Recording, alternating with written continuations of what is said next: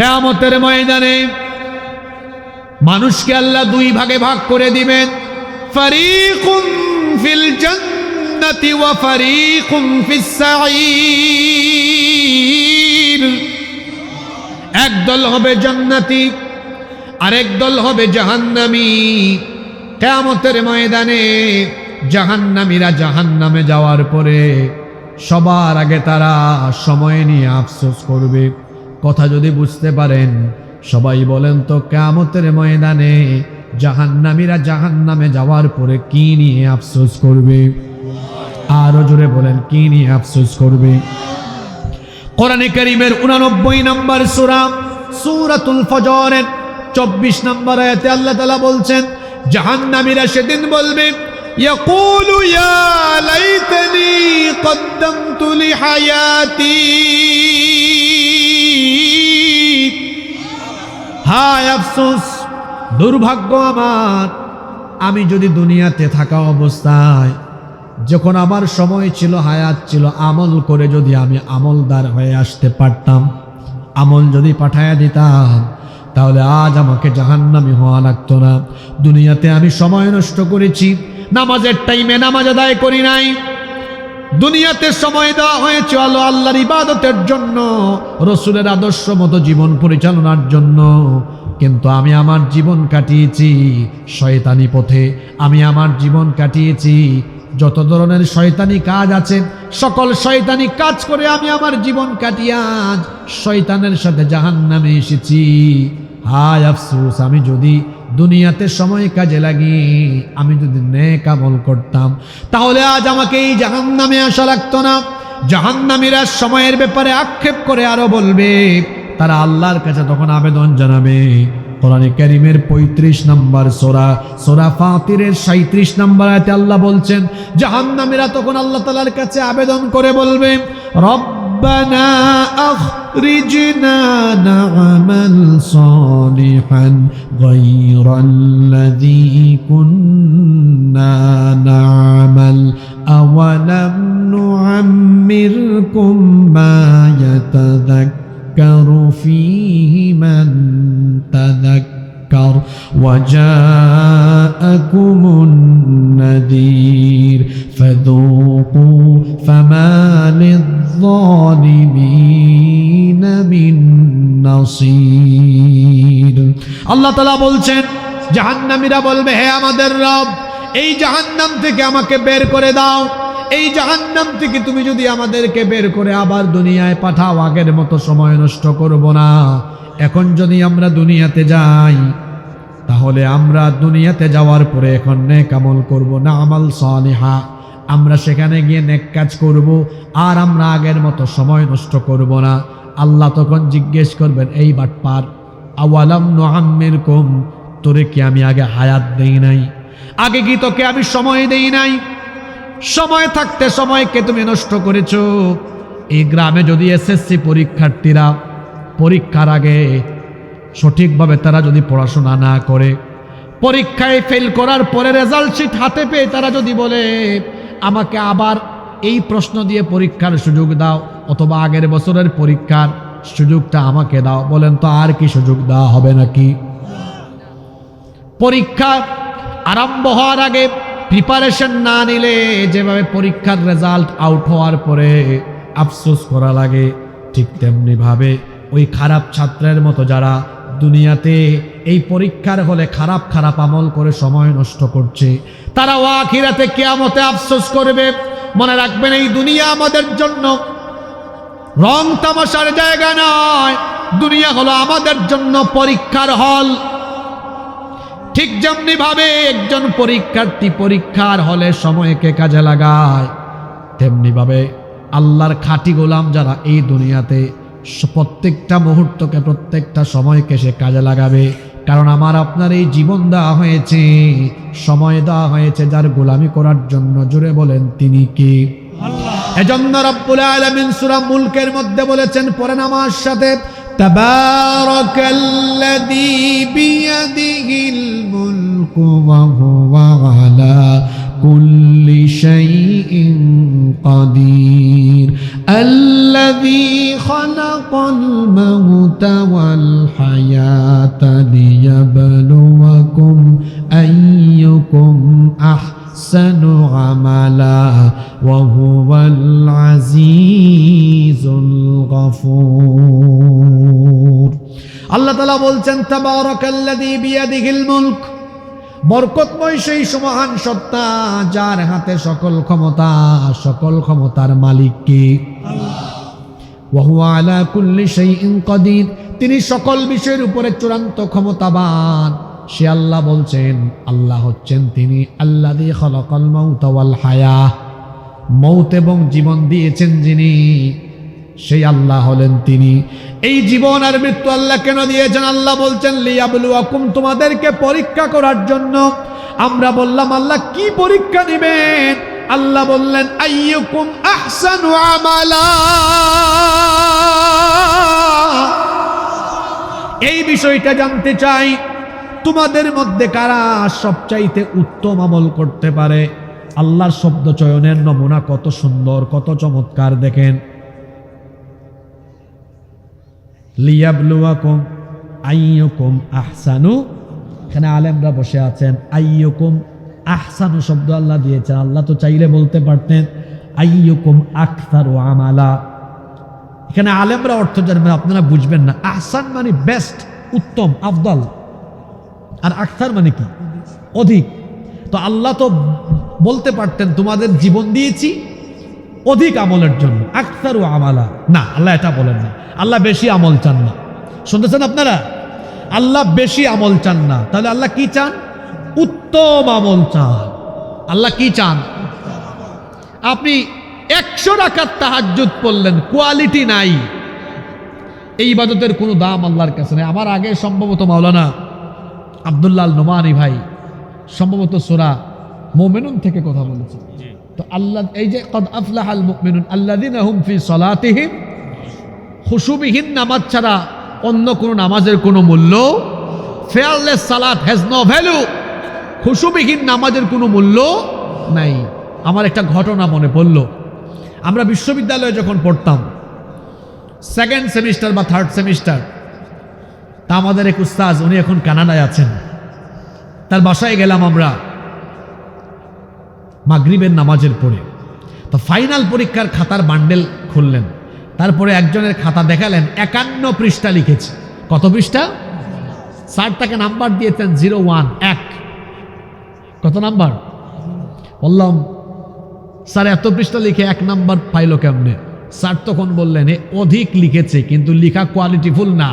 প্রশ্নে আছে যা, প্রশ্নের সাথে উত্তরের কোনো মিল নাই। তো বললাম তাহলে 1 দিয়েছেন কেন? বলেন এই যে এত কষ্ট করে 51 পৃষ্ঠা লিখলো, একটু দয়া করে 1 দিয়েছে। আর আরেকজনের খাতা দেখালেন মাত্র 16 পৃষ্ঠা লিখেছে। কত পৃষ্ঠা? A+ পেয়েছে। তো 16 পৃষ্ঠা লিখে A+ পাইল, আরেকজন 51 পৃষ্ঠা লিখে ফেল করলো। কেন? 16 পৃষ্ঠার লেখা ছিল কোয়ালিটিফুল, এটা আহসান ছিল, আহসান সুন্দর ছিল, উত্তম ছিল। আর ও আকসার লিখেছে, কিন্তু যা লিখেছে এগুলো আহসান নয়। আল্লাহ আমাদের কাছে বেশি আমল চান না, আল্লাহ উত্তম আমল চান। জোরে বললেন তো আল্লাহ কি চান? এই জীবন দেওয়া হয়েছে, এই হায়াত দেওয়া হয়েছে আল্লাহর গোলামের জন্য। কেন আল্লাহ আমাদেরকে এই দুনিয়াতে হায়াত দিলেন, জীবন দিলেন? কেন আমাদেরকে এই ক্ষুদ্র জীবন দিয়ে আল্লাহ দুনিয়ায় পাঠালেন? আল্লাহ তাআলা বলছেন ওয়ামা খালাকাতুল জিন্না ওয়াল ইনসা ইল্লা লিয়াবুদুন, জিন আর মানব জাতিকে আমি গোলামি ছাড়া অন্য কিছুর জন্য সৃষ্টি করি নাই। আমাদেরকে যার গোলামের জন্য সৃষ্টি করা হয়েছে, গলার আওয়াজ বড় করে সবাই বলেন তো তিনি কে? আল্লাহ। সে আল্লাহর গোলামি করতে হবে কতদিন? আল্লাহ বলছেন ওয়া'বুদ রাব্বাকা হাত্তা ইয়াতিয়াকাল ইয়াকিন, তোমাদের কাছে মৃত্যু আসবে না যতদিন, মৌত হবে না যতক্ষণ, আল্লাহর ইবাদত করতে হবে ততক্ষণ। কথা বুঝে থাকলে বলেন তো, জন্ম থেকে নিয়ে মৃত্যু পর্যন্ত এই সময়টা, এই জীবনটা দিয়েছেন কার ইবাদতের জন্য? 3 ঘন্টা পরীক্ষা, 3 ঘন্টা সময় যেভাবে পরীক্ষার হলে দেওয়া হয়, প্রশ্নের উত্তর দেওয়ার জন্য শুনতেছেন আপনারা? এসএসসি এইচএসসি পরীক্ষায় যেভাবে পরীক্ষার্থী হলে ঢুকলে পড়ে 3 ঘন্টা সময় দেওয়া হয় এই প্রশ্নের উত্তর দেওয়ার জন্য, দাউরায়ে হাদিস পরীক্ষা হয়, কামিল পরীক্ষা হয়, পরীক্ষায় কিছু সময় বরাদ্দ থাকে, এই সময় দেওয়া হয় পরীক্ষার প্রশ্নের উত্তর লেখার জন্য। এই সময় কাজে লাগিয়ে যারা পরীক্ষার খাতায় প্রশ্নের উত্তর লিখে তারা যেভাবে সফল হয়, আমাদের 20, 30, 50, 60, 70 বছরের হায়াত দেওয়া হয়েছে তামাশা করার জন্য নয়, কার গোলামের জন্য। এই সময়টাকে কাজে লাগিয়ে যারা আল্লাহর ইবাদত করবে তারা সফল হয়ে যাবে, তারা আল্লাহর জান্নাত পেয়ে যাবে। আর পরীক্ষার হলে যেভাবে ডানে বামে তাকায়া সময় নষ্ট করলে, কলম কামড়ায়া সময় নষ্ট করলে যেভাবে পরীক্ষায় ওই বাজে ছাত্র ফেল করে, ঠিক তেমনিভাবে 20, 30, 50, 60, 70 বছরের জীবন পেয়ে যারা এই জীবনের সময়গুলোকে নষ্ট করে তারাও জাহান্নামী হয়ে যাবে। আজ আমরা সময়কে কিভাবে নষ্ট করি, এই জন্য প্রত্যেকটা মানুষ মরণের পরে আফসোস করবে। নামাজিও আফসোস করবে, বেনামাজিও আফসোস করবে, জান্নাতিও আফসোস করবে, জাহান্নামীও আফসোস করবে। বলবেন হুজুর আফসোসটা কেমন রকম হবে? শোনেন, হাদিস শরীফ থেকে শোনাচ্ছি। এই হাদিসের বর্ণনাকারী সাহাবী হচ্ছেন সাইয়্যিদুল মুহাদ্দিসিন আবু হুরায়রা রাদিয়াল্লাহু আনহু। তিনি বলছেন নবী করিম সাল্লাল্লাহু আলাইহি ওয়াসাল্লাম বলেছেন, মা মিন আহাদিন ইয়ামুতু ইল্লা নাদিম, এমন কোনো মানুষ নাই যে মানুষ মরণের পরে আফসোস করবে না। সাহাবায়ে কেরাম এটা শুনে জিজ্ঞেস করলেন, ওয়ামা নাদামাতুহু ইয়া রাসূলুল্লাহ, আমরা বলি সাল্লাল্লাহু আলাইহি ওয়াসাল্লাম, ওগো আল্লাহর নবী, মরণের পরে মানুষ কোন বিষয় নিয়ে কেন আফসোস করবে? আল্লাহর নবী তখন বললেন, ইন কানা মুহসিনান নাদিমা আল্লাহ ইয়াকুনুজ দাদা, নেককার ব্যক্তি আফসোস করবে, হায় রে হায়, কেন আমি আরো বেশি নেক আমল করলাম না। কারণ জান্নাতের দরজা তো একটা নয়। বলেন তো দেখি, জান্নাতের দরজা মোট কয়টা? পরীক্ষায় 1, 2, 3 নাম্বার হলে, প্রতিযোগিতায় 1, 2, 3 নাম্বার হলে যখন পুরস্কার দেওয়া হয়, বলেন তো দেখি 1, 2, 3 নাম্বার 3 জনকে কি সমান পুরস্কার দেওয়া হয় নাকি পার্থক্য থাকে? ঠিক তেমনিভাবে জান্নাতে 8টা দরজা আছে। যারা জান্নাতে যাবে সবার জান্নাতের মর্যাদা অবস্থান সমান হবে না। যারা কম আমল করেছে তারা বলবে, হায় হায়, কেন আরেকটু বেশি আমল করলাম না, তাহলে জান্নাতে আরো বেশি মর্যাদা পেতাম। আল্লাহু আকবার। আল্লাহর নবী বলেছেন নেককাররাও আফসোস করবে। অন্যদিকে আল্লাহর নবী বলেছেন যারা পাপী তাপী দুরাচারী তারাও আফসোস করবে। ওয়া ইন কানা মুসিআন, আল্লাহর নবী বলেছেন ওয়া ইন কানা মুসিআন নাদিমা আল্লা ইয়াকুনু নাযা, যারা দুরাচারী পাপী গুনাহগার তারা আফসোস করবে, হায় রে হায়, কেন মরণের আগে তওবা করে আমি ভালো পথে ফিরে আসলাম না। তাহলে সময় চলে যাওয়ার আগে সময়কে কাজে লাগানোর, সময়কে মূল্যায়ন করার দরকার আছে না নাই? আমার দিকে তাকান, এদিকে কি তাকান। সময় চলে যাচ্ছে, আমি যখন সালাম দিয়েছি এই সময় শেষ, আর জীবনে কোনোদিন আসবে না। মানুষ সময় নষ্ট করছে। আর বর্তমান সময়ে যুব সমাজ, ছাত্ররা শোনো, যারা পড়ালেখা করছে, ছাত্র সমাজ, তরুণ আর যুব সমাজ সবচেয়ে বেশি সময় নষ্ট করে। তারা সময় নষ্ট করার সবচাইতে বড় আকর্ষণীয় উপাদান হলো এই মোবাইল ফোন। যারা পড়ালেখা করে, ভাই তোমরা বলো, যারা স্টাডি করো, পড়ালেখা করো, ভদ্র ছেলের মতো সত্য কথা বলো, প্রতিদিন তোমরা মোবাইলের পিছনে কত ঘন্টা সময় দাও? কম হইছে?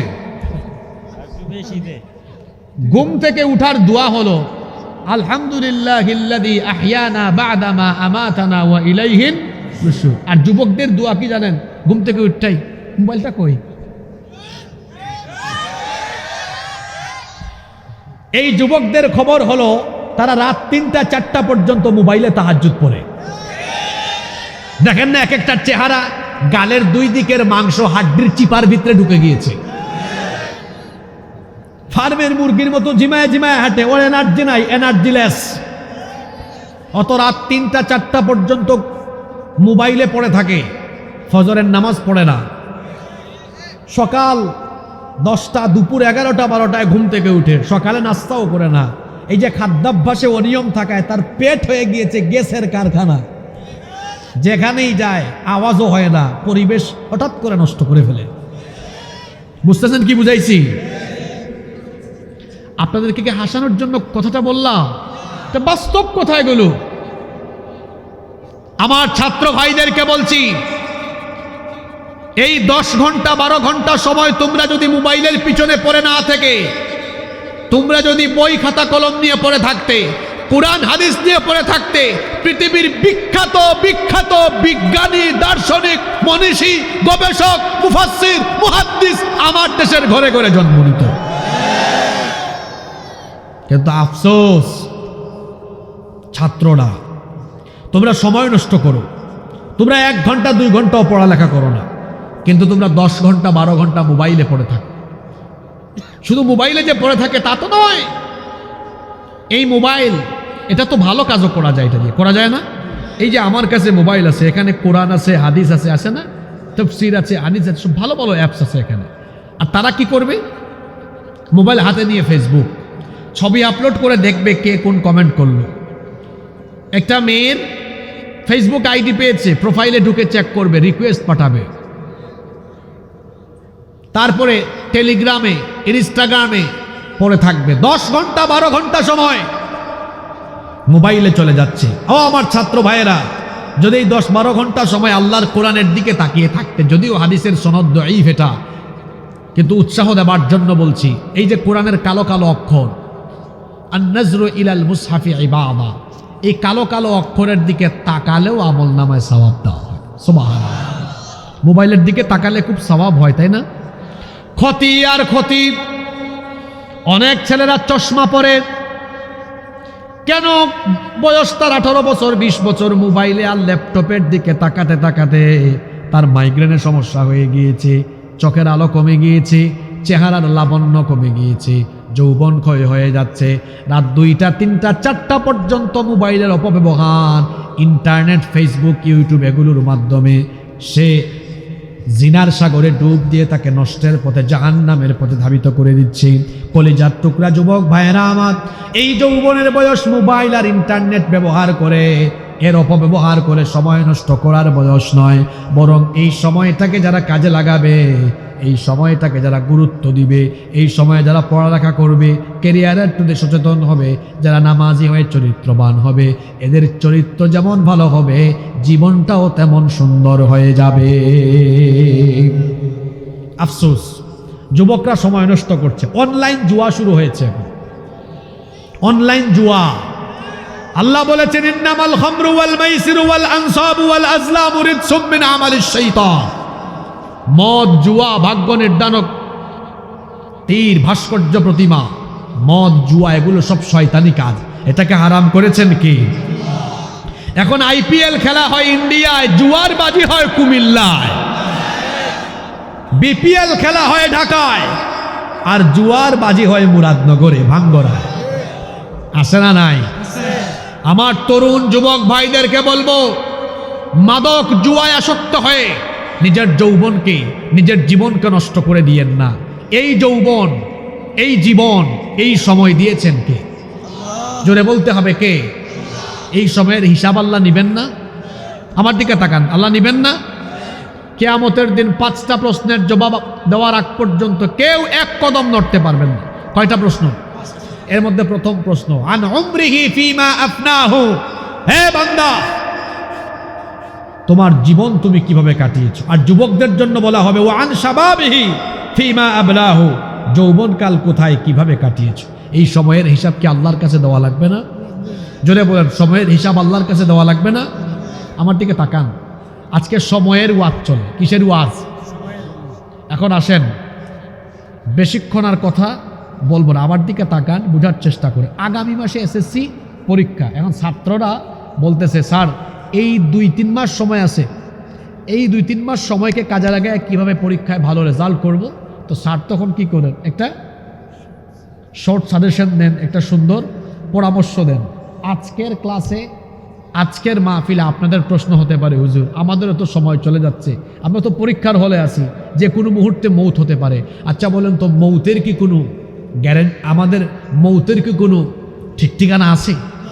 জীবনের কোনো গ্যারেন্টি আছে, কোনো ওয়ারেন্টি আছে? চোখেরই পলকে তুমি হতে পারো লাশ, চিরতরে বন্ধ হবে তোমারই নিঃশ্বাস। চোখেরই পলকে তুমি হতে পারো লাশ, চিরতরে বন্ধ হবে তোমারই নিঃশ্বাস। হবে এলান তোমারই নাম মসজিদের মাইকে, হবে এলান তোমারই নাম মসজিদের মাইকে। বাড়িওয়ালা নাই রে, বাড়ি নাই রে দুনিয়াতে, বাড়িওয়ালা নাই রে, বাড়ি নাই রে দুনিয়াতে, বাড়িওয়ালা নাই রে, বাড়ি নাই রে দুনিয়াতে, বাড়িওয়ালা নাই রে, বাড়ি নাই রে দুনিয়াতে। বাড়ি থাকবে, বাড়িওয়ালা থাকবে না। কোথায় ছিলাম মনে আছে? পরীক্ষা সামনে, বলতেছে হুজুর স্যার এই সময় কম, সংক্ষিপ্ত সাজেশন দেন যেন ভালো রেজাল্ট করতে পারে। তারপর স্যার কিছু সাজেশন দিলেন, পড়লো, পাশ করে ফেলল। আমরাও তো পরীক্ষার হলে আছি। আপনাদের প্রশ্ন হতে পারে, হুজুর বেশি আমল না, এমন কয়েকটা আমল শিখাই দেন যাতে জীবনটা কাজে লেগে যায়। আল্লাহু আকবার। মাত্র 3টা আমল আজকে দিয়ে যাব। এই 3টা কাজ করবেন যারা জীবনের 60-70 বছরের হায়াতকে ভালোভাবে কাজে লাগাতে পারবেন। সরি 3টা না, 4টা আমল দিয়ে যাব। এই 4টা আমল করবেন যারা 60-70 যে যত বছরের হায়াত পাবেন, এই সময়কে ভালোভাবে উপভোগ করতে পারবেন তারা। আল্লাহু আকবার। যুবক ভাইরা রেডি আছেন? যুবকের আওয়াজ যুবকের মতো হওয়া লাগবে তো। যুবক ভাইরা রেডি আছেন? কয়টা আমল? আমাদের হায়াত, আমাদের সময় কাজে লাগানো কয়টা আমল? একটু পরে জিজ্ঞেস করব, মনোযোগ দিয়ে শোনেন। মানুষের জীবনের সবচাইতে বড় এবং গুরুত্বপূর্ণ আমল হলো, যেটা ইমানের পরেই যে কাজ করা লাগে, সেটা হলো নামাজ। সেটা কি? নামাজ। কারণ নামাজের রুটিন কি মাঝে মাঝে না ডেইলি? যদিও আমাদের সমাজে অনেক জাতের নামাজি পাওয়া যায়। 5 জাতের নামাজি আছে আমাদের সমাজে। কয় জাতের? দেখেন তো বাঙ্গড়ায়, মেটং ঘরে এগুলো আছে কিনা। সাপ্তাহিক শুধু জুমাবারে যায় এইরকম নামাজি মেটং ঘরে নাই গো। তারপরে মাসিক, ওই সামনে রমজান মাস আসতেছে, এইরকম নামাজি বাঙ্গড়ায় নাই। 3 বার্ষিক, শুধু 2 ঈদ, এগুলো মুরাদনগরে নাই। 4 সিজনাল, সবে বরাত সবে কদরে হঠাৎ দেখা মিলে। 5 শুধু জানাজার নামাজে আসে। এরা হচ্ছে কথিত রাজনীতিবিদ, যারা জানাজার নামাজে রাখে, একটু বক্তব্যের চান্স নেয়। এরকম নামাজি আপনাদের এলাকায় নাই? এই যে সাপ্তাহিক, মাসিক, বার্ষিক, সিজনাল জানাজার নামাজি, 5 জাতের নামাজি, এরা জাহান্নামী। এদেরকে জাহান্নামী আমি বানাই নাই, এদেরকে জাহান্নামী বলেছেন কে? আপনাদের ঠুটের আগায় মুখস্থ সূরা, এটা আপনারাও পারেন, পড়েন আমার সাথে। ফাওয়াইলুল লিল মুসাল্লিনা আল্লাযীনা হুম আন সালাতিহিম সাহুন। ধ্বংস, জাহান্নাম সেই সব নামাজীদের জন্য। আমরা বললাম আল্লাহ তারা কারা? আল্লাহ বললেন আল্লাযীনা হুম আন সালাতিহিম সাহুন, যারা তাদের নামাজের ব্যাপারে গাফেল থাকে, উদাসীন থাকে। অর্থাৎ নামাজ মন চাইলে নামাজে আসে, মন চাইলে আসে না, নিয়মিত নামাজি নয় যারা, ধ্বংসপ্রাপ্ত হলো তারা। আমরা আল্লাহকে বললাম, আল্লাহ তাহলে সফলকাম এবং জান্নাতি কারা? এই যে আমার আগে যে ভাই আলোচনা করলেন, সেখানে আয়াতটা ছিল ওয়াল্লাযীনা হুম আলা সালাওয়াতিহিম ইউহাফিযুন। 5 ওয়াক্ত নামাজের হেফাজত করে যারা, যথাযথভাবে ডেইলি রেগুলার 5 ওয়াক্ত নামাজ আদায়, উলাইকা হুমুল ওয়ারিসুন আল্লাযীনা ইয়ারিসুনাল ফিরদাউসা হুম ফিহা খালিদুন। আল্লাহ বলছেন 5 ওয়াক্ত নামাজি যারা, আল্লাহর জান্নাতুল ফেরদাউসের মেহমান হলো তারা। বলেন তো দেখি, আমাদের সবচেয়ে বড় দুশ্মন, সবচেয়ে বড় শত্রুর নাম কি? আরেকটু জুড়ে বলেন। এই শয়তান ইবলিস, তাকে জান্নাত থেকে বের করে দেওয়া হয়েছে কি না দেওয়ার কারণে? সবাই তো বললেন না। সেজদা কয়টা দেয় নাই? মাত্র এক সেজদা না দেওয়ার কারণে ইবলিসকে আল্লাহ বললেন, get out from here, get out from the paradise, তুই জান্নাত থেকে বের হ। এখন হিসাব করে বলেন, প্রতিদিন 5 ওয়াক্ত শুধু ফরজ নামাজ আমাদের জন্য কত ওয়াক্ত? না 5 ওয়াক্ত তো ফরজ, 5 ওয়াক্তের ফরজ নামাজ 17 ওয়াক্ত। প্রতি রাকাতে সাজদা কয়টা? 2টা। তাইলে ফরজ একেবারে ফরজ সাজদা 17 দুগুণে। ইবলিস একটা সাজদা না দিয়ে জান্নাত থেকে আউট হয়ে আসে, আর আমরা ডেইলি 34টা না দিয়ে জান্নাতের আশা করে বসে আছি, মনে হয় জান্নাত আমার নানার বাড়ি। কি বুঝতেছেন কথা? তাহলে আমাদের সবচেয়ে বড় দুশ্মন কে? শয়তান। জোরে বলেন। শয়তান। তাকে আল্লাহ জান্নাত থেকে বের করে দিলেন, কারণ সে আল্লাহকে সাজদা দেয় নাই। যখন সে জান্নাত থেকে বের হলো, তখন সে আল্লাহর সাথে ওয়াদা করে বসলো। শুনতেছেন? সূরা আরাফে আল্লাহ বলেছেন, সে আল্লাহকে বলল, আল্লাহ আপনার সাথে আমার ওয়াদা হলো, ফাবিমা আগওয়াইতানি লাআকুদান্না লাহুম সিরাতাকাল মুস্তাকিম। যে আদমকে সাজদা না দেওয়ার কারণে তুমি আমাকে জান্নাত থেকে বের করে দিলে, এই আদম এবং তার বংশধরদেরকে সোজা পথে চলতে, তোমার দ্বীনের পথে চলতে বাধা দেওয়া, এটা হবে আমার প্রধান কাজ। ثم لآتينهم من بين أيديهم ومن خلفهم وعن أيمانهم وعن شمائلهم ولا تجد أكثرهم شاكرين। এই আদমের সন্তানদেরকে আমি সামনে পিছনে ডানে বামে সব দিক থেকে প্রতারণার জাল বিস্তার করে ধোঁকা দিয়ে দিয়ে জাহান্নামী বানাবো, এটা তোমার সাথে আমার ওয়াদা। তো ইবলিস আমাদেরকে জাহান্নামে নেওয়ার জন্য ওয়াদা করেছে কার সাথে? আসতে বলবেন না, জোরে বলেন, কার সাথে? তার প্রধান টার্গেট হলো, আমি যেহেতু সাজদা দিলাম না, এজন্য অপরাধ করেছি, আল্লাহ আমাকে জান্নাত থেকে বের করে দিলেন। প্রধান টার্গেট হলো, আল্লাহর একজন গোলামকেও আমি আল্লাহকে সাজদা দেওয়াতে দিব না, এটা তার টার্গেট। নাউজুবিল্লাহ পরে পড়বেন, আগে বুঝেন আগে শয়তান কোন সময় হাসে আর কোন সময় কাঁদে। হাদিস শরীফে এসেছে, যখন কোনো ব্যক্তি আল্লাহকে সাজদা দেয়, ইবলিস এটা দেখার পরে তার খারাপ লাগে, ইআতাযালা শাইতানু ফায়াবকি, ইবলিস তখন ওই ব্যক্তির কাছ থেকে দূরে চলে আসে। সাজদার দৃশ্য দেখে সে তখন কান্না করতে থাকে, আল্লাহু আকবার। ওয়ায়াকুল, এবং সে বলতে থাকে, উমিরা ইবনু আদম বিসসুজুদ, আদম সন্তানকে সাজদা দেওয়ার আদেশ দেওয়া হয়েছে। ফাসাজাদা ফালাহুল জান্নাহ, অতঃপর সে আল্লাহর হুকুম মেনে সাজদা দিয়ে আল্লাহর কাছ থেকে জান্নাত হাসিল করে ফেলেছে। সুবহানাল্লাহ। কোনো ব্যক্তি যখন সাজদা দেয়, ইবলিস তখন সাজদা দেখে কান্না করে, তার মানে আমরা নামাজে গেলে ইবলিস কাঁদে, আর আমরা যখন নামাজে যাই না, ইবলিস তখন হাসে। এই হাদিস যদি বুঝতে পারেন, একজন মানুষও চুপ থাকবেন না। সবাই বলেন তো দেখি, আমরা নামাজে গেলে ইবলিস হাসে না কাঁদে? সবাই বলতে হবে, আমরা নামাজে গেলে ইবলিস আর না গেলে। গুড, বুঝছেন তো ভালো। এবার বুঝে শুনে 2-3 সেকেন্ড চুপ থাকেন, এবার জবাব দেন। তাহলে নামাজের টাইমে আপনারা ইবলিসকে হাসাবেন না কাঁদাবেন? যারা চুপ থাকলো তারা কি শয়তান থেকে খেলাফত নিয়েছে নাকি? তাহলে তারা চুপ থাকলো কেন?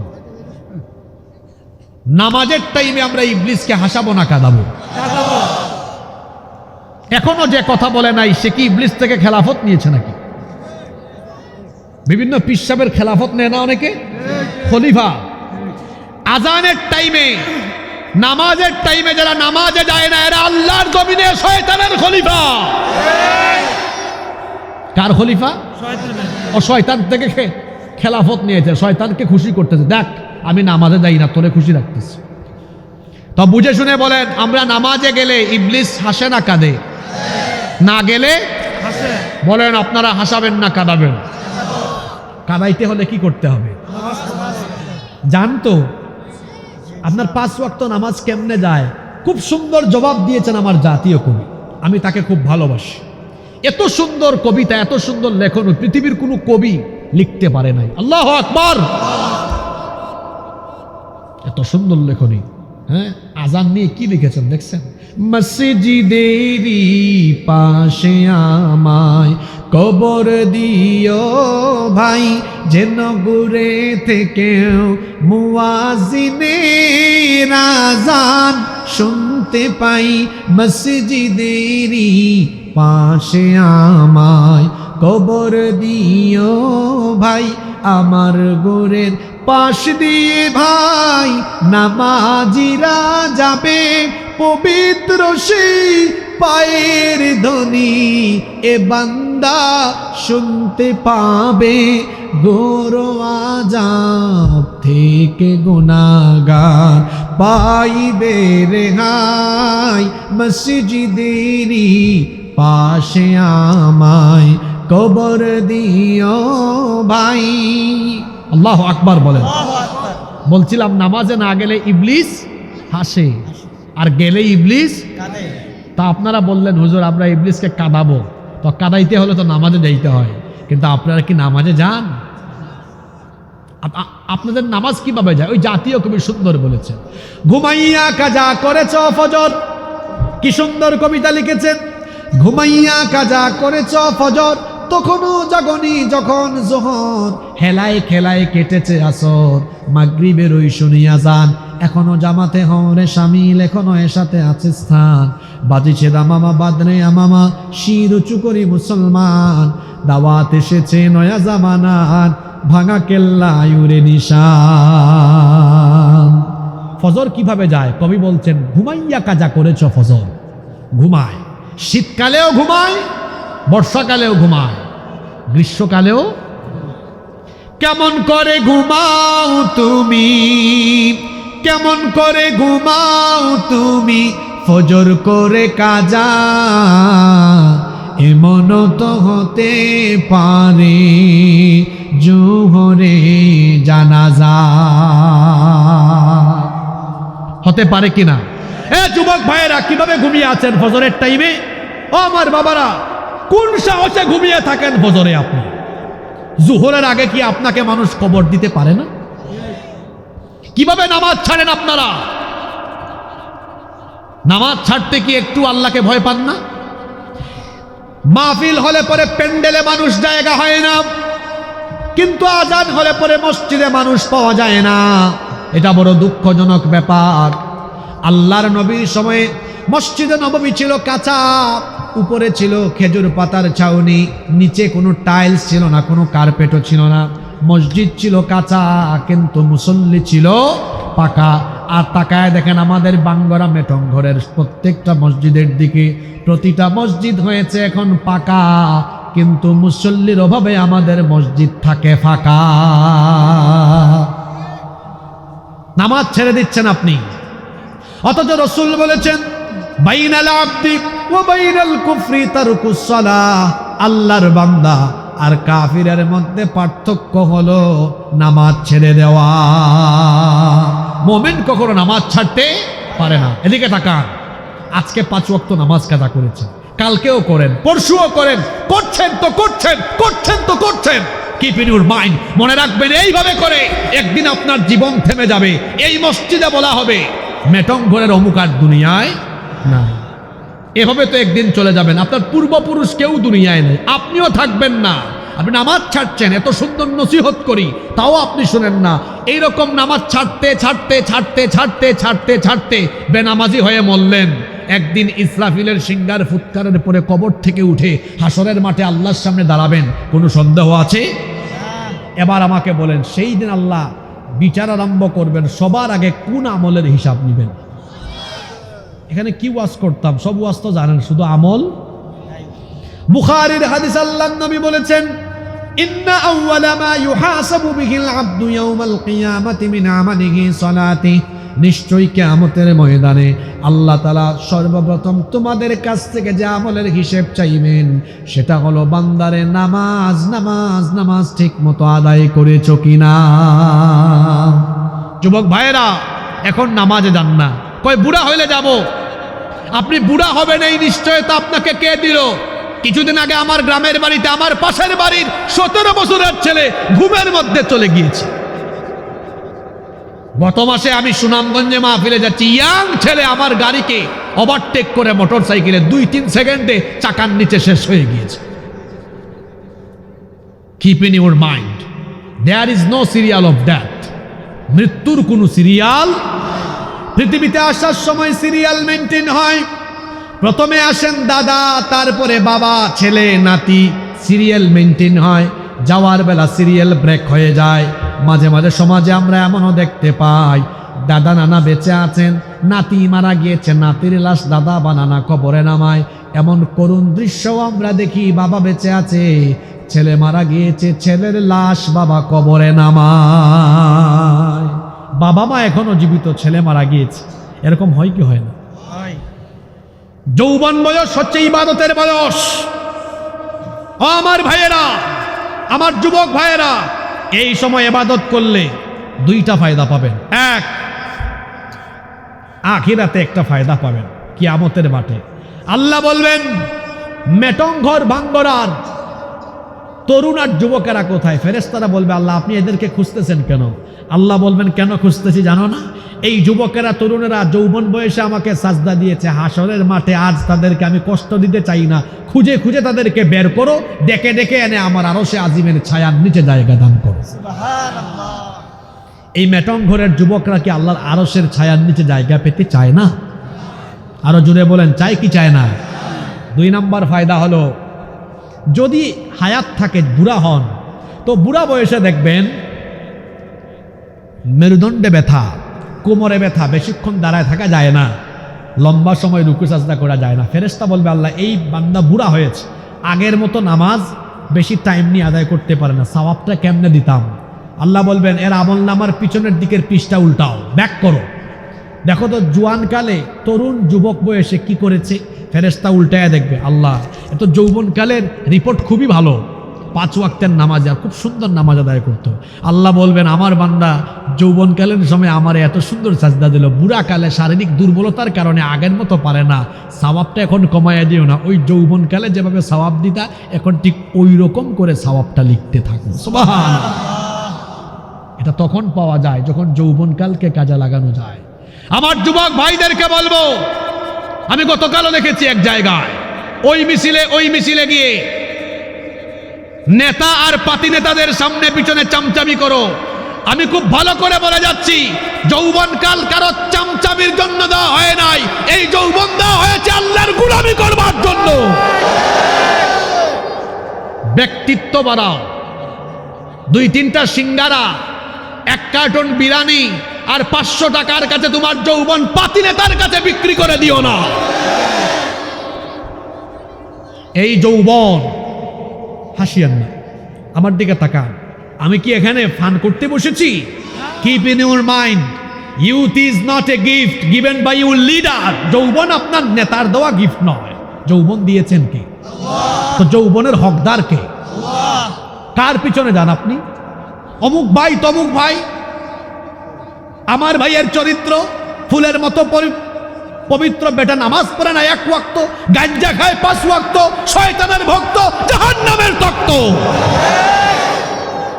এই বেঈমানের সঙ্গ ছেড়ে দাও।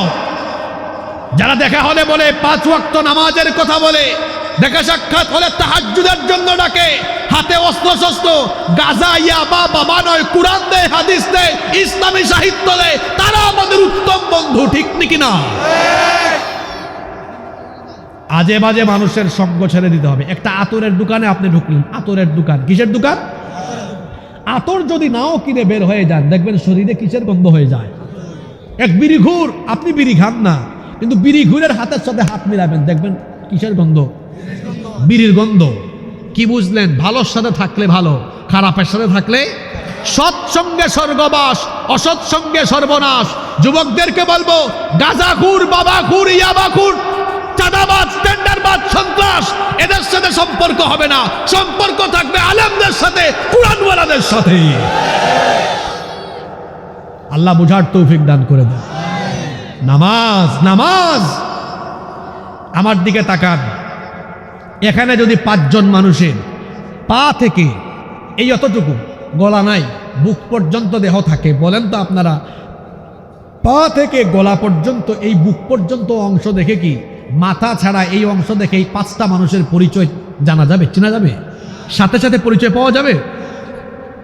তাহলে বোঝা গেল একজন মানুষের পরিচয় সাথে সাথে পাওয়া যায় তার মাথা থাকলে, চেহারা দেখলে পরিচয় পাওয়া যায়। ইসলামের ইবাদতের মগজ হলো, ইবাদতের মাথা হলো আস-সালাতু হিয়া রাসুল ইবাদা, নামাজ। মাথা ছাড়া যেমন গলা কাটা ব্যক্তির যেমন পরিচয় দেখলে চেনা যায় না, তেমনি ইসলামের ইবাদতের মগজ নামাজ বাদ দিয়ে ওই ব্যক্তি যদি নিজেকে মুসলমান দাবি করে মুসলমান হিসাবে পরিচয় দেওয়া যায় না। সবার আগে কি? জোরে বলেন, সবার আগে কি? নামাজে খুশি হন কে? বেজার হয় কে? নামাজে না গেলে খুশি হয় কে? আমরা আল্লাহকে খুশি করব না শয়তানকে খুশি করব? বলছিলাম সময়কে কাজে লাগানোর 4টা আমল দেব। 1 নাম্বার আমল, 5 ওয়াক্ত নামাজ আর কোনোদিন কাজা করব না। শয়তানকে আমরা আর হাসাবো না। আজ এই মাহফিলে সিদ্ধান্ত নিলাম, মেটংঘর থেকে নামাজের টাইমে মসজিদ ভরপুর করে গিয়ে এই ইবলিসকে আমরা কাদায়া কাদায়া এই এলাকা থেকে আমরা তাকে বের করে দেব। কারা কারা রাজি আছেন আল্লাহরে দেখা?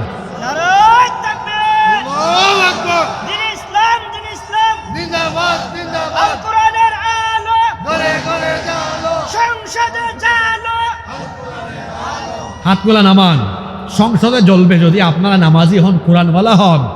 এমনি আরেকটি বিপ্লব হবে, যেই বিপ্লবে সব কিছু স্রোতের মতো ভেসে গিয়ে এই বাংলাদেশে কোরআনের রাজ কায়েম হবে ইনশাআল্লাহ। তাহলে 1 নাম্বার আমল নামাজ, আমরা নামাজি হয়ে যাব ইনশাআল্লাহ। নাম্বার 2, কষ্ট হচ্ছে আপনাদের? আমি যদি আর 15 মিনিট সময় নেই, আপনারা কি কষ্ট পাবেন? নাম্বার 2 নাম্বার, হালাল পন্থায়, হালাল উপায়ে হালাল রিজিক খাওয়া। মনে রাখবেন, যে ব্যক্তি অন্যায় পথে, অবৈধ পথে, হারাম পথে উপার্জন করে হারাম খায়, এই হারাম খুরের নামাজ, রোজা, হজ, যাকাত, দান, সদকা, ইবাদত, বন্দেগী কোনো কিছু আল্লাহর দরবারে কবুল হবে না। জোরে বলেন, কবুল হবে না। হাদিস শরীফে এসেছে, আল্লাহর নবী বলেছেন, ইন্নাল্লাহা তাইয়্যিব লা ইয়াকবালু ইল্লা তাইয়্যিবা। আল্লাহর নবী বলেছেন, নিশ্চয়ই আল্লাহ পবিত্র, পবিত্র ছাড়া তিনি কোনো জিনিস কবুল করেন না, গ্রহণ করেন না। ওয়া আন্নাল্লাহা আমারাল মুমিনিনা বিমা আমারা বিহিল মুরসালিন। আল্লাহ নবী রাসূলদেরকে যে আদেশ দিয়েছেন, মুমিনদেরকেও একই আদেশ দিয়েছেন। এরপরে আল্লাহর নবী এক ব্যক্তির ঘটনা উল্লেখ করলেন, সুম্মা যাকারার রাজুল। অতঃপর আল্লাহর নবী এমন এক ব্যক্তির কাহিনী আমাদেরকে শোনালেন, আশআসা ইউতিলুস সাফার। এক ব্যক্তি লম্বা সফরে বের হয়েছে, লম্বা সফরে বের হয়েছে, দীর্ঘদিন সফর করতে করতে গোসলের টাইম পায় না। সফরে চলতে চলতে অবস্থা এমন হয়েছে, আশআসা আগবারা, তার মাথার চুল এলোমেলো, উস্কো খুস্কো হয়ে গিয়েছে, গায়ে ধুলাবালু জমে গিয়েছে। এই ব্যক্তি ক্লান্ত পরিশ্রান্ত হয়ে এক পর্যায়ে ইয়ামুদ্দু ইয়াদাইহি ইলাস সামা, তার হাত আকাশের দিকে উঁচু করে দিয়ে দোয়া আরম্ভ করেছে, ইয়া রাব্বি ইয়া রাব্বি, হে রব আমাকে এইটা দাও ওইটা দাও, দোয়া আরম্ভ করেছে। আল্লাহর নবী বলছেন, এই ব্যক্তি যে দোয়া করছে, অথচ এই ব্যক্তির জীবন হলো এমন, ওয়া মাতামুহু হারাম ওয়া মাশরাবুহু হারাম ওয়া মালবাসুহু হারাম, তার গায়ের কাপড়গুলা হারাম টাকায় কেনা, সে যে খাবার খায় সেটাও হারাম টাকায় কেনা, যে পানীয় পান করে সেটাও হারাম টাকায়, হারাম টাকার হারাম রিজিক খেয়ে শরীরের রক্ত মাংস হয়েছে হারাম। এই হারামখোর তার হারাম শরীরের হারাম হাত উঁচা করে যখন আল্লাহর কাছে হারাম মুখ দিয়ে দোয়া করে, এই হারামখোরের কোনো দোয়া আল্লাহর কাছে কবুল হয় না। এক ব্যক্তি হজের টাইমে হজে গিয়েছে, হারামখোর, সুদ খায়, ঘুষ খায়, দুর্নীতি করে, চুরি করে, 2 নাম্বারি করে হারাম পন্থায় টাকা পয়সা উপার্জন করেছে, হজের টাইমে হজেও গিয়েছে। তারপরে জিদ্দা বিমানবন্দরে নেমে তালবিয়া শুরু করেছে, লব্বাইক আল্লাহুম্মা লব্বাইক লব্বাইক লা শারীকা লাক লব্বাইক ইন্নাল হামদা ওয়ান নি'মাতা লাকা ওয়াল মুলক লা শারীকা লাক লব্বাইক আল্লাহুম্মা লব্বাইক। কি বলে? লব্বাইক আল্লাহুম্মা লব্বাইক, হে আল্লাহ আমি হাজির, আমি হাজির। আল্লাহ বলে, রে বাটপার, তুই যে ভিসার টিকিট করে আসলি ওটা তো আলগা পয়সা, ওটা তো হারাম পয়সা, হারাম পয়সার ভিসা টিকিট। তোর শরীরের এই হেরামের কাপড়টাও হারাম পয়সা। এখানে আসলি যতদিন হোটেলে থাকবি ঘুরবি ওইটাও হারাম পয়সা। হারাম পয়সা খাইয়া হারাম রক্ত শরীর বানায়া আর হারাম পয়সায় এখানে এসে আমাকে বলিস আল্লাহ আমি হাজির। তোর মতো হারাম খুরের উপস্থিতি আমি আল্লাহ গ্রহণ করলাম না। কি বুঝলেন? যে ব্যক্তি হারাম খায়, হারাম খুরের কোনো ইবাদত আল্লাহর দরবারে কবুল। তার মানে বোঝা গেল আমাদের নামাজ, রোজা, হজ, যাকাত, ইবাদত, বন্দেগী, দান, সদকা, দোয়া সবকিছু কবুল হওয়ার পূর্ব শর্ত হলো হালাল খাওয়া। জোরে বলেন কি খাওয়া? এজন্য খবরদার হারাম খাওয়া যাবে না। অনেকে সুদের কারবারি, সুদের ব্যবসা করে। সুদের তো কোনো ব্যবসা হতে পারে না, সুদ তো হারাম, ব্যবসা হলো। অনেকে আছে সুদ খায়, সুদের সাথে সম্পৃক্ত। আল্লাহর নবী বলেছেন সুদের 70টার বেশি গুনাহ আছে, তার মধ্যে সর্বনিম্ন গুনাহ হলো নিজের মায়ের সাথে জিনা করা। নাউজুবিল্লাহ। নবীজি আরো বলেছেন যে ব্যক্তি 1 দিরহাম সুদ খায় 36 বার জিনা করলে যে গুনাহ হয় এর সমান গুনাহ হয়ে যায়। নাউজুবিল্লাহ। ঘুষ খায়, চাঁদাবাজি করে, টেন্ডারবাজি করে, ব্যবসা করলে পরে ওজনে কম দেয়, 2 নাম্বার জিনিস 1 নাম্বার বলে চালায় দেয়, ধোঁকাবাজি করে উপরে পচা, উপরে ভালো মাছ নিচে পচা মাছ, উপরে ভালো সবজি নিচে পচা সবজি, এরকম 2 নাম্বার ব্যবসায়ী আমার সমাজে নাই। হারাম খেয়ে খেয়ে নিজের শরীরের রক্ত মাংস হারাম বানাচ্ছে, তার বউ বাচ্চাকে হারাম খাওয়ায়া তাদের রক্ত মাংসও হারাম করাচ্ছি। খবরদার, হারামে কোনো আরাম পাওয়া যাবে না, হারাম করে ইবাদতও কবুল হয় না, আর হারামের মধ্যে কোনো আরামও পাওয়া যায়। হারাম পন্থায় আপনি উপার্জন করলে হারাম পন্থায় সম্পদ কামায় এটা উপভোগ করতে পারবেন না। দেখেন নাই গত 5 তারিখে হারামখোরের দল যারা জনগণের সম্পদ চেটে পুটে খেয়ে দেশের সম্পদ চুরি করে লুটপাট করে সম্পদের পাহাড় গড়েছে, চুরের দল সব সম্পত্তি ফেলে রেখে জামাতের সাথে পালিয়ে গিয়েছে। হারামে কোনো আরাম। আপনি হারাম পয়সায় কামাবেন তো আল্লাহ এমন বড় বড় রোগ দিবেন, ওই পয়সা খরচ করতে করতে সব ফকির হয়ে যাবে। হারামে আরাম নাই। হালাল যদি অল্প হয়, অল্প সামান্য, এটাতে বরকত দিয়ে দিবেন কে? আল্লাহ। জোরে বলেন কে? আল্লাহ। হালাল খাবেন, হারাম খাইয়েন না। হারাম খাইয়েন না, কারণ হারামখোরের কোনো ইবাদত কবুল হয় না, দোয়া কবুল হয় না। তাহলে আমরা কি আজকে এখানে এই সিদ্ধান্ত নিতে পারি আমরা হারামের ধারে কাছেও যাব না? ইনশাআল্লাহ। আল্লাহ কবুল করেন, আমিন। গেল 2, আমার দিকে তাকান। 3, এটা খুব গুরুত্বপূর্ণ। 3, কোনো মানুষের হক নষ্ট করবেন না। কি নষ্ট করা যাবে না? হক নষ্ট করা যাবে না। হক, হক হলো 2 প্রকার, হাক্কুল্লাহ, হাক্কুল ইবাদ। আল্লাহর হক, বান্দার হক। আল্লাহর হক কি? নামাজ, রোজা, হজ, যাকাত বা আল্লাহর যত ইবাদত আছে এগুলো কার হক? আল্লাহর হক। আল্লাহর হক নষ্ট করলে কোনো ব্যক্তি যদি তওবা করে আর আল্লাহ তাকে মাফ করে দেন, আমাদের কিছু করার আছে? কিন্তু বান্দার হক নষ্ট করলে আল্লাহর কাছে তওবা করলে লাভ হয় না, ফায়দা হয় না। বান্দার হক নষ্ট করে আল্লাহর কাছে তওবা করলে আল্লাহ তাকে মাফ করেন না ততক্ষণ।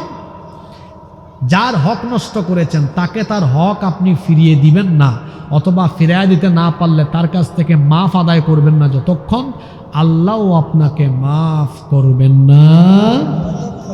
আমার দিকে তাকান। এই ওয়াজ সব জায়গায় হবে না।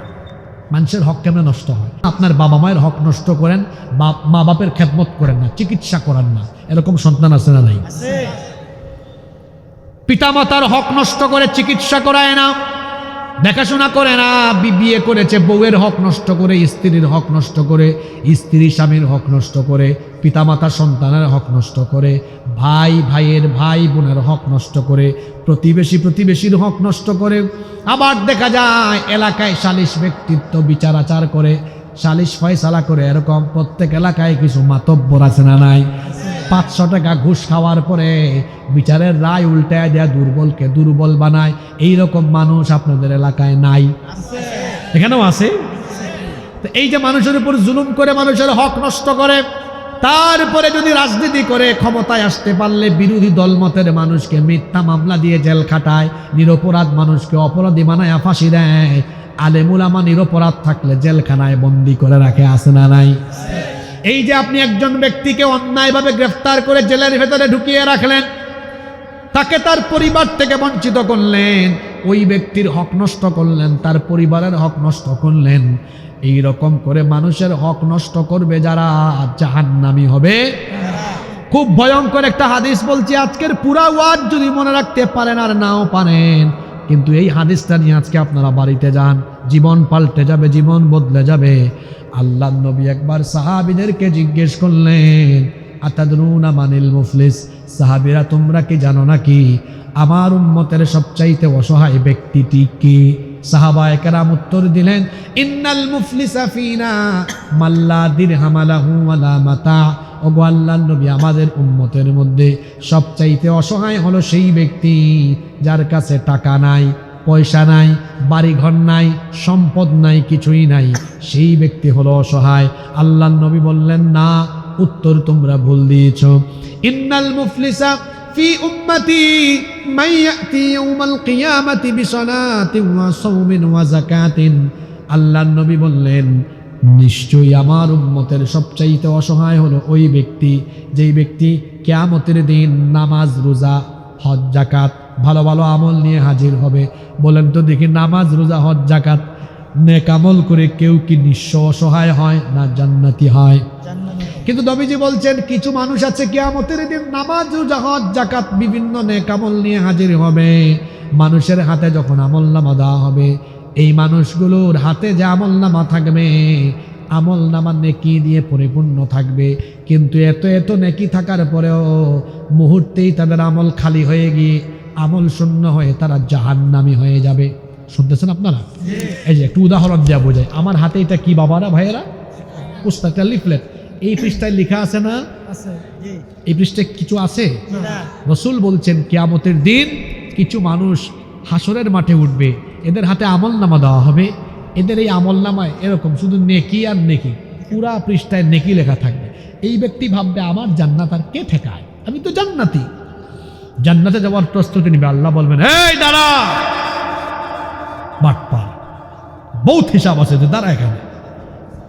এই ব্যক্তি, তার মা বাবা অসুস্থ, বুড়া বুড়ি ছিল, চিকিৎসা করে নেই, খ্যাতমত করে নেই, তার মা বাপকে আনো, লাইনে দাঁড় করো। শুনতেছেন যুবক ভাইরা? শুনতেছেন?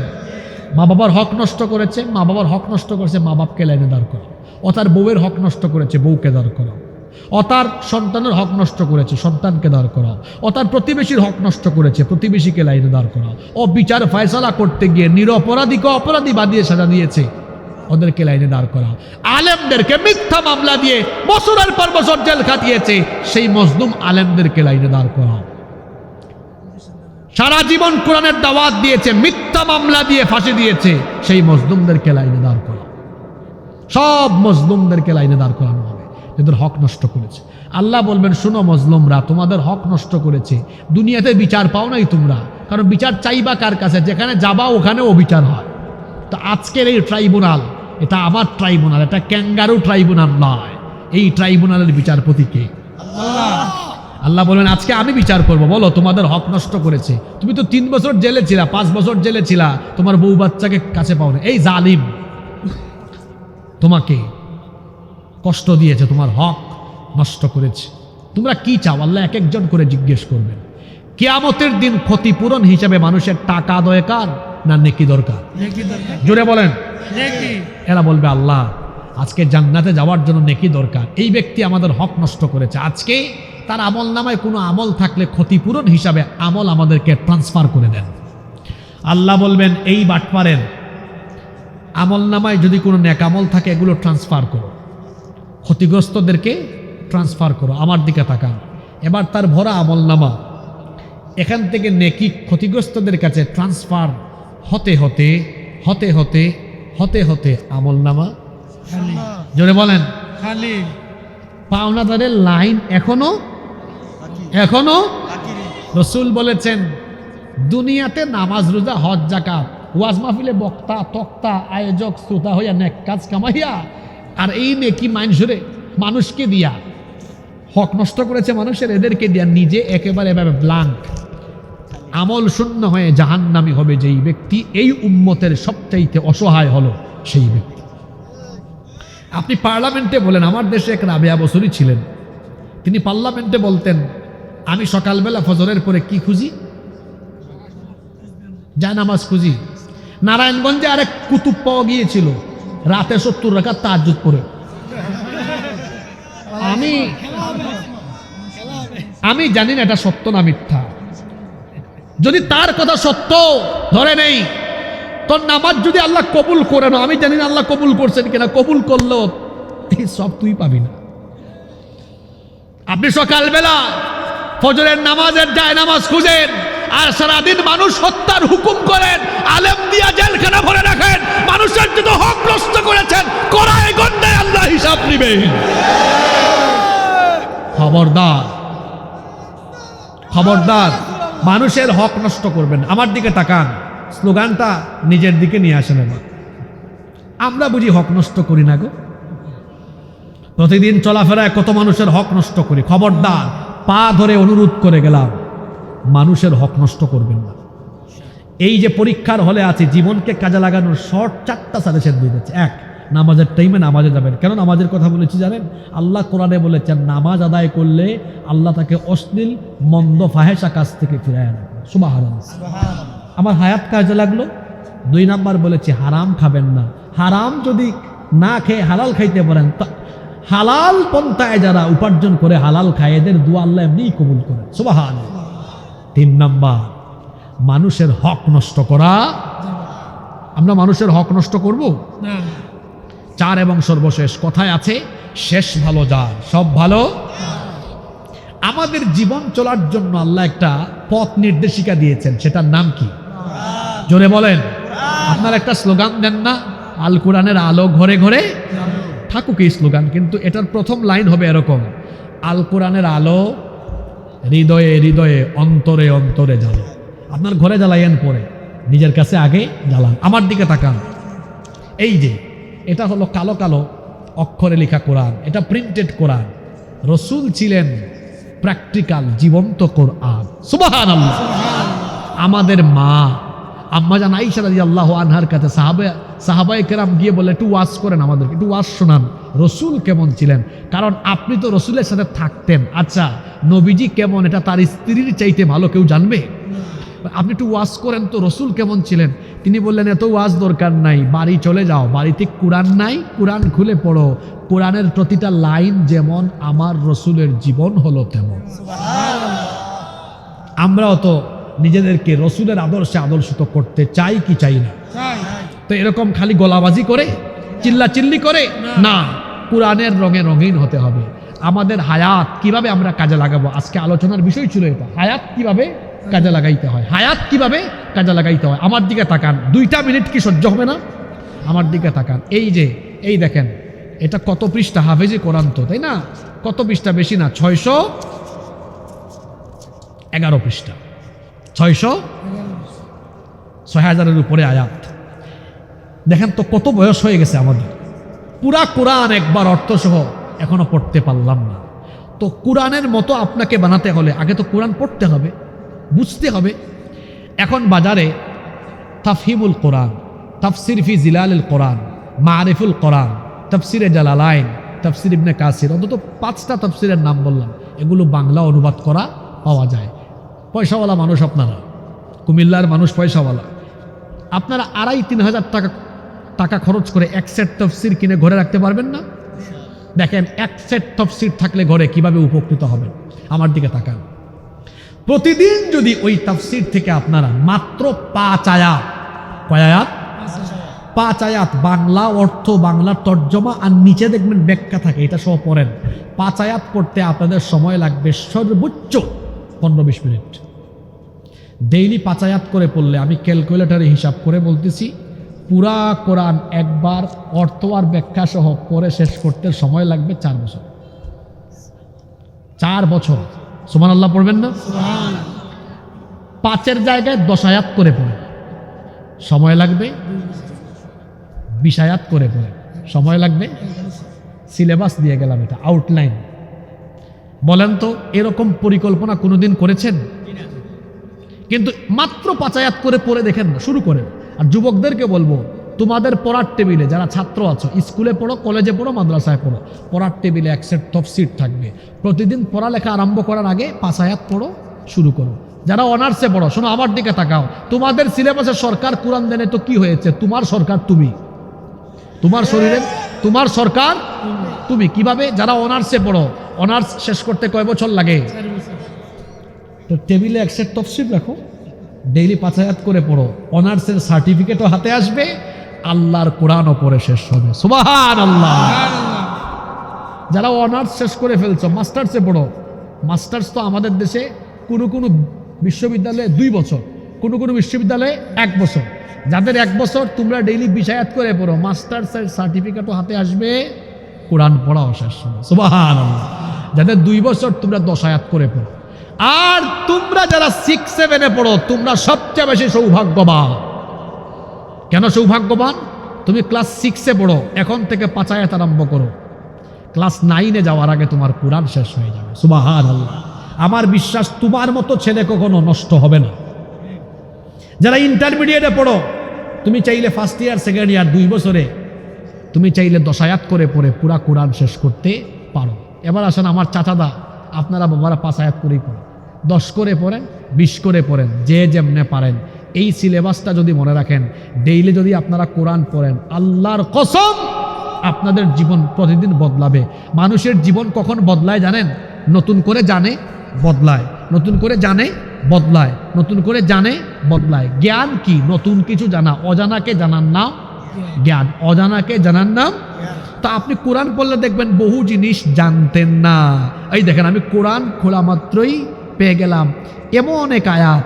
দেখেন, যারা অনেকে মাজারে গিয়ে চায় না, চাই কিনা? দেখেন আমি খুলছি, আয়াতে পেয়ে গেলাম। আল্লাহ বলছেন, আল্লাহকে বাদ দিয়ে তোমরা যাদেরকে ডাকো, এরা তো কোনো মশা মাছি সৃষ্টি করতে পারবে না, এমনকি একটা কিছু তার কাছ থেকে ছিনায় আনিলেও তারা তাড়াইয়া দিতে পারবে না। পারবে?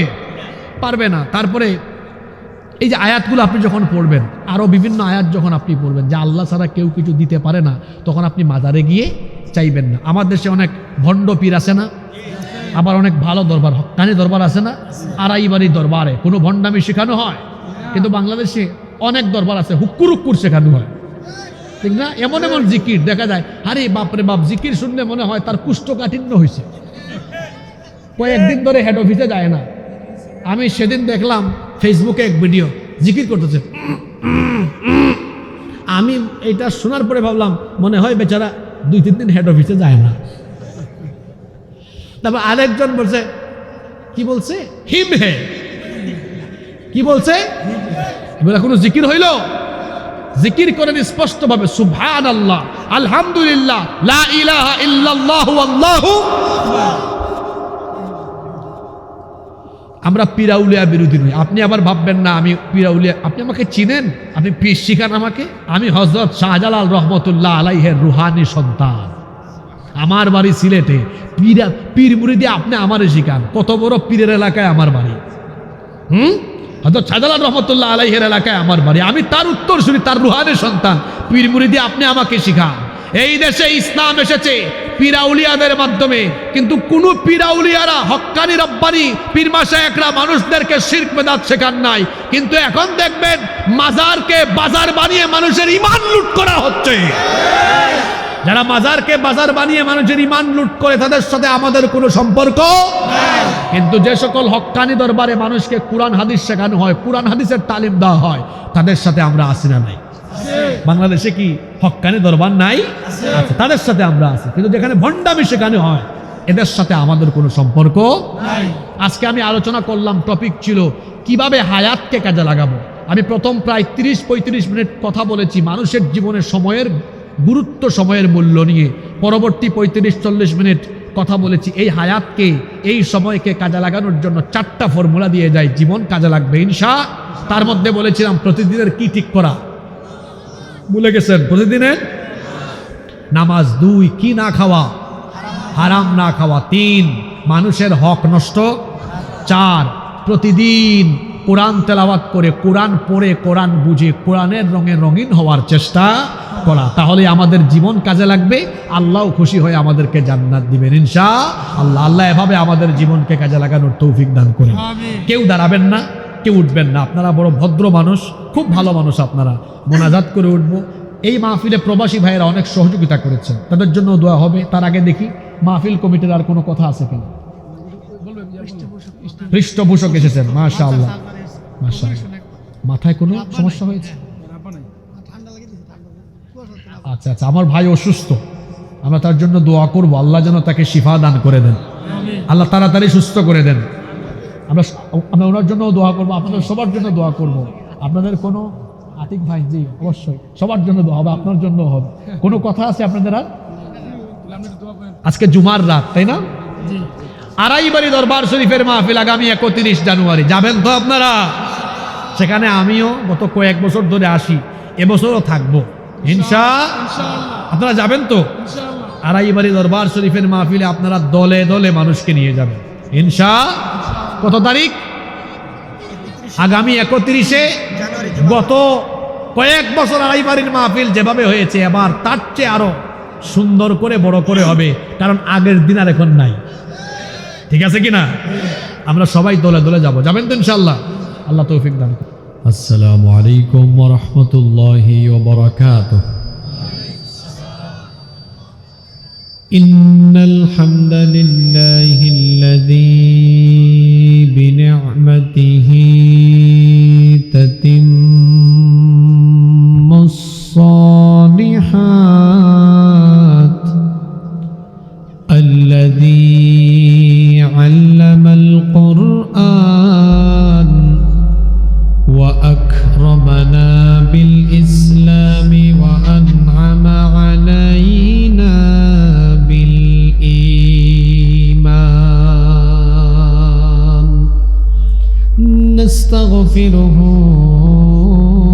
ওয়া নাতুবু ইলাইহি ওয়া আশহাদু আন লা ইলাহা ইল্লাল্লাহু ওয়াহদাহু লা শারীকা লাহু ওয়া আশহাদু আন্না সাইয়্যিদানা ওয়া সানাদানা ওয়া হাবিবানা ওয়া তাবিবানা ওয়া তাবিব আরওয়াহিনা মুহাম্মাদান আবদুল্লাহি ওয়া রাসূলুহু আরসালাহু বিল হাক্কি বাশীরান ওয়া নাযীরা ওয়া দাঈয়ান ইলাল্লাহি বিইذনিহি ওয়া সিরাজান ওয়া কমারান মুনীরা।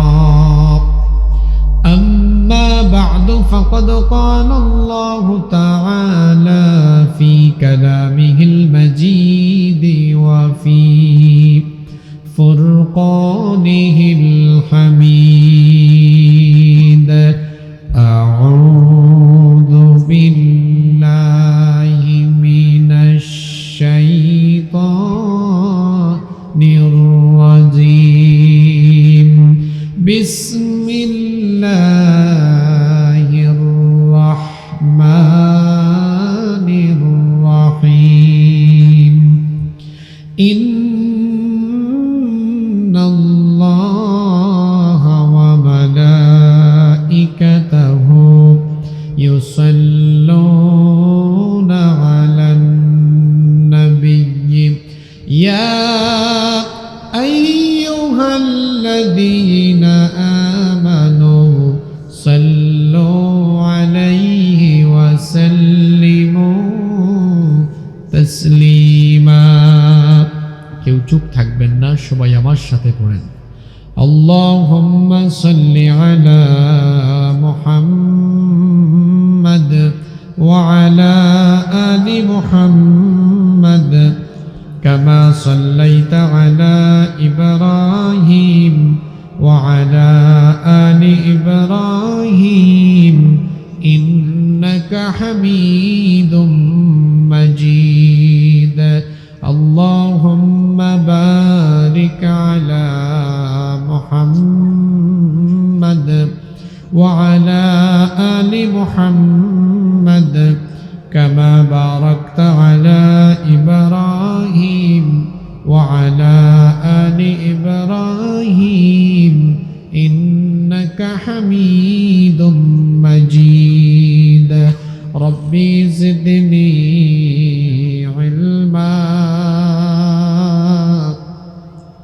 ربي زدني علما رب اشرح لي صدري ويسر لي أمري واحلل عقدة من لساني يفقه قولي سبحانك لا علم لنا إلا ما علمتنا إنك أنت العليم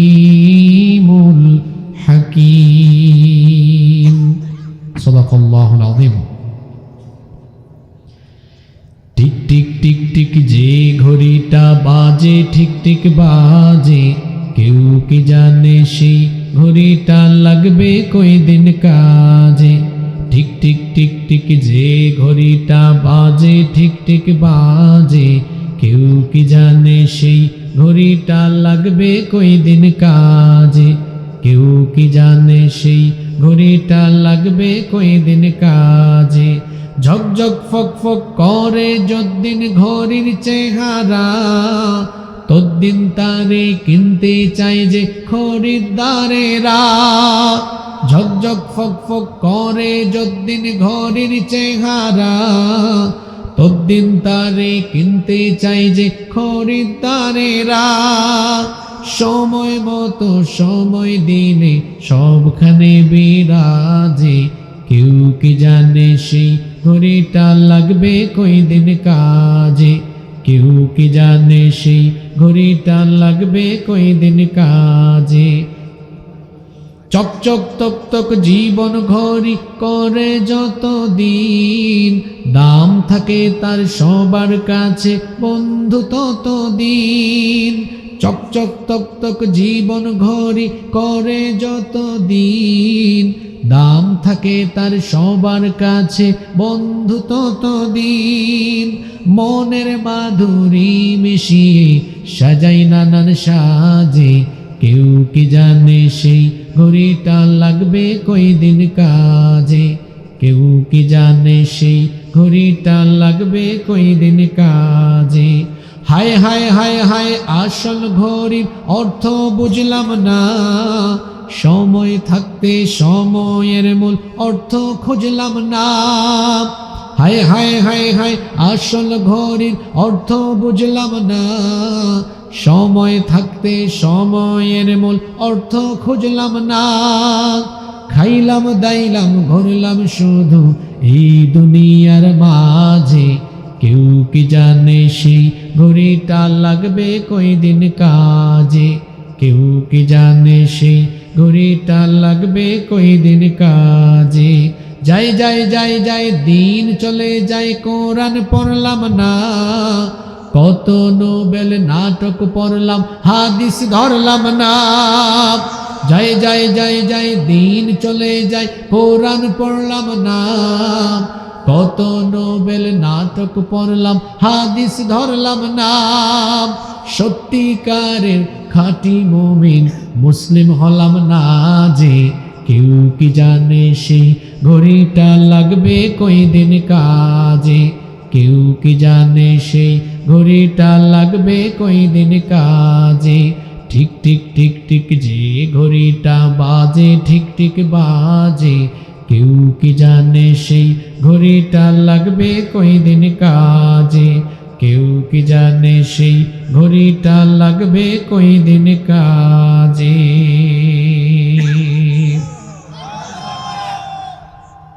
বাংলাদেশের ঐতিহ্যবাহী কুমিল্লা জেলার মুরাদনগর উপজেলার বাঙ্গরা বাজার থানা অন্তর্গত মেটংঘর গ্রামবাসীর উদ্যোগে কবরবাসীদের মাগফিরাত কামনায় 2 দিনব্যাপী তাফসীরুল কোরআন মাহফিলের আজকের সমাপনী রজনীর সমাপনী অধিবেশনের মুহতারাম শ্রদ্ধাভাজন সভাপতি, বিশিষ্ট আলেমে দ্বীন, বিশিষ্ট ইসলামী চিন্তাবিদ, পাণ্ডুঘর দরবার শরীফের সম্মানিত পীর সাহেব, আমাদের সকলের শ্রদ্ধাভাজন জনাব হযরত মাওলানা মুহাম্মদ গোলাম জিলানী হাইয়াহুল্লাহ ওয়া আতালাল্লাহু উমরাহ ওয়া বারাকাল্লাহু ফি হায়াতিহি ওয়া নাফাআল্লাহু বিহিল উম্মাহ ওয়া জাআলাহু দাঈয়ান মাহিরান ওয়া বাহিরান লিখিদমাতিদ দ্বীন। আমরা সবাই বলি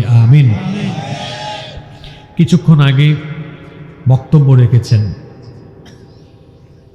ঐতিহ্যবাহী আড়াইবাড়ি দরবার শরীফের মরহুম পীর সাহেব, আমাদের সকলের অত্যন্ত প্রিয় এবং ভালোবাসার মানুষ ছিলেন মরহুম মাওলানা গোলাম সারওয়ার সাঈদী রাহিমাহুল্লাহ, নওয়ারাল্লাহু মারকাদাহু ওয়া জাআলাল জান্নাতা মাসওয়াহু।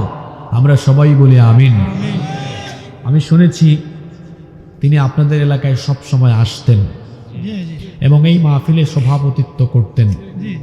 তিনি আমাকে ব্যক্তিগতভাবে অত্যন্ত মহব্বত করতেন এবং আড়াইবাড়ি দরবার শরীফের সাথে আমার সম্পর্কের সূচনা হয় আজ থেকে প্রায় 7-8 বছর আগে ওনার সাথে পরিচিত হওয়ার মধ্য দিয়ে।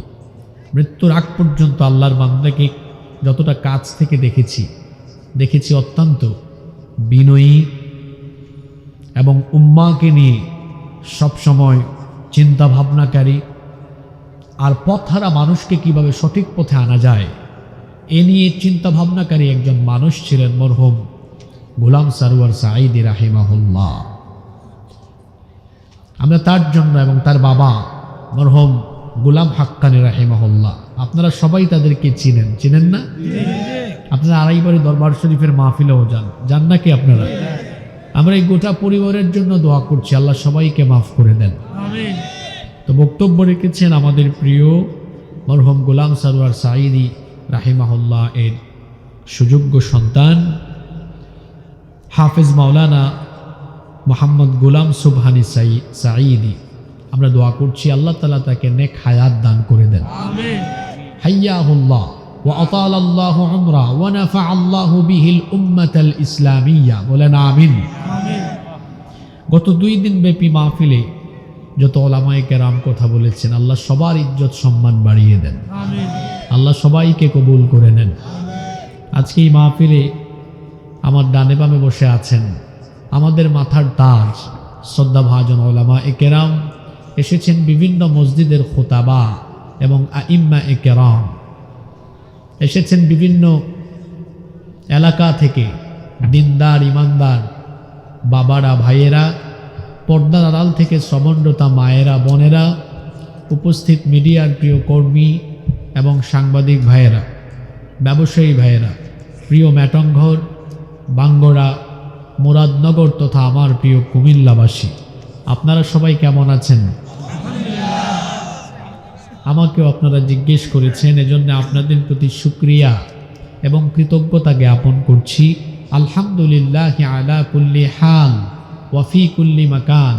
আলহামদুলিল্লাহ, মহান রব আমাকেও ভালো রেখেছেন, আমাদের সবাইকে সুস্থতার সাথে বাঁচিয়ে রেখে আজকের এই সুন্দর বরকতময় নান্দনিক এবং জান্নাতি এই আয়োজনে আমাদেরকে শামিল হওয়ার তৌফিক যিনি দান করেছেন, গলার আওয়াজ বড় করে সবাই বলেন তো তিনি কে?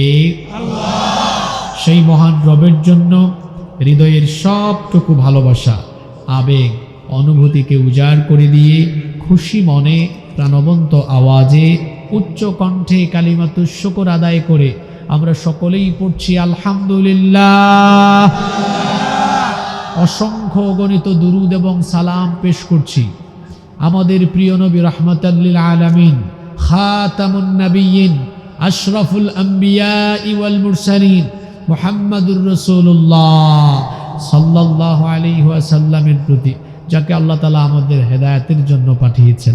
আল্লাহুম্মা সাল্লি আলাইহি, আল্লাহুম্মা বারিক আলাইহি। সম্মানিত উপস্থিতি, গত 2 দিন অসংখ্য ওলামায়ে কেরামের জবান থেকে আপনারা আলোচনা শুনেছেন। আজকে একদম এই মাহফিলের শেষ অধিবেশনে আমরা চলে এসেছি। খাবার দাবারের একদম শেষ অংশটা যেমন খুব মজা, ঠিক তেমনি কোরআনের এই বরকতময় অনুষ্ঠানের শেষ অংশ মুনাজাত, এটা আমাদের জন্য অত্যন্ত গুরুত্বপূর্ণ। কারণ এমনও তো হতে পারে এই মোনাজাত আমাদের জীবনের শেষ মোনাজাত হয়ে যেতে পারে। এজন্য আমরা আজকে আল্লাহর কাছে গুনাহ মাফের জন্য কান্নাকাটি করে, আমরা আমাদের হৃদয়ের সকল আকুতি চাওয়া পাওয়া মহান আল্লাহর কাছে নিবেদন করে আমরা এখান থেকে গুনাহ মাফ করে আজকে বাড়ি যাব ইনশাআল্লাহ। খুব লম্বা সময় আমি কথা বলবো না, শারীরিকভাবে অসুস্থ, এজন্য আমি আপনাদের সামনে অত্যন্ত সংক্ষিপ্ত সময়ে কোরআন সুন্নাহর আলোকে হেদায়েতি কিছু কথা বলবো। আল্লাহ আমাকে হেদায়েতের নিয়তে বলার, আপনাদেরকে হেদায়েতের নিয়তে শোনার তৌফিক দান করেন, আমরা বলি আমিন। সম্মানিত উপস্থিতি, যেদিন আমাদের জন্ম হয়েছিল সেদিন থেকে নিয়ে এখন পর্যন্ত সময় শুধু যাচ্ছে আর যাচ্ছে। আমাদের হায়াত বাড়ে না কমে? হায়াত কমে। যেদিন আমরা জন্মগ্রহণ করেছিলাম সেদিন থেকে সময় চলে যাচ্ছে, সময় চলে যাচ্ছে, আর আমরা প্রতিনিয়ত কবরের দিকে এগিয়ে যাচ্ছি। মানুষের জীবনের সবচাইতে গুরুত্বপূর্ণ নেয়ামত হলো সময়। টাকা পয়সা যদি আপনার কাছ থেকে হারিয়ে যায়, আপনি টাকা পয়সা আবার পেতে পারেন। আপনার জীবন থেকে যদি সময় চলে যায়, সেই সময় কোনোদিন আর ফিরে পাবেন না।